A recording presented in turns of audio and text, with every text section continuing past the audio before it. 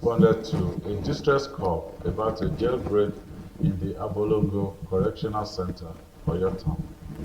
The correctional facility had been attacked with explosives and some inmates were set free.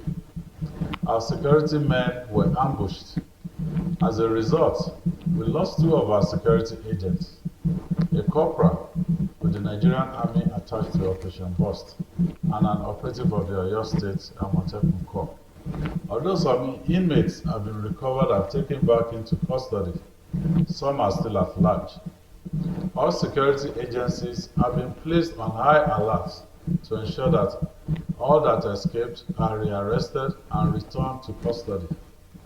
I'm therefore using this opportunity also to put the citizens on alert. There's no better time to repeat the call to action. If you see something, please say something. We're aware of the various speculations going around, especially on social media, regarding the reason for this attack. I urge you all to disregard any such rumors as the authorities are still investigating the matter. Rest assured that we will continue to do everything we're constitutionally allowed to do to secure our state. Thanks for checking out Symphony on YouTube. Please be sure to subscribe and like our videos for updates.